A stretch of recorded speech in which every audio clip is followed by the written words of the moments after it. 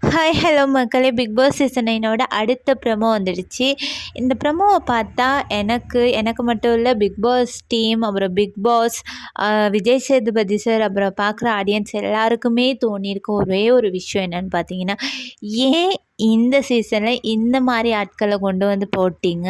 அதுக்கு பிறகு இந்த ஸ்கூல் டாஸ்க்கெல்லாம் இவங்களுக்கெல்லாம் தேவையா அப்படிங்கிற மாதிரி தான் தோணுது.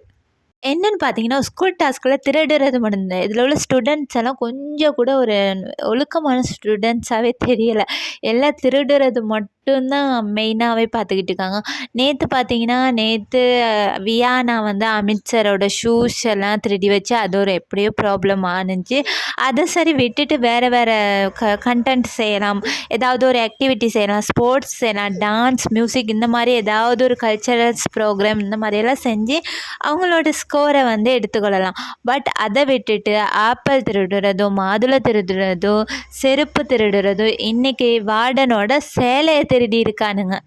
அது மெயின் திருடினதே யாருன்னு பார்த்தீங்கன்னா, நம்மளோட சுபிக்ஷா, மீனவ பொண்ணு சுபிக்ஷா தான் வந்து என்ன செஞ்சுருக்காங்கன்னா, ப்ராங்க் பண்ணுறேன் அப்படிங்கிற ஒரு பேரில் வந்து பாருவோட சேலையை திருடிட்டாங்க. இப்போ பார்த்தீங்கன்னா, மார்னிங்லேருந்து பாரு அழுதுகிட்டே தான் இருக்கிறாங்க. அது என்ன கண்டென்ட்னு தெரியலை.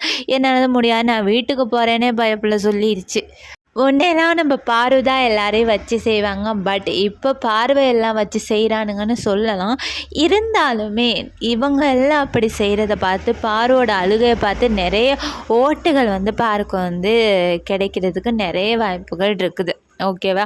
அவங்களோட அந்த இதுகளை வந்து மேம்படுத்திக்காமல் ப்ராங்க் பண்ணுங்கிறேன் அப்படிங்கிற ஒரு பேரில் வந்து திருட்டுத்தனம் பண்ணிக்கிட்டு, டீச்சர்ஸ் யாருக்குமே பயம் இல்லை. டீச்சர்ஸே திணறி போயிட்டு இருக்கிறாங்க.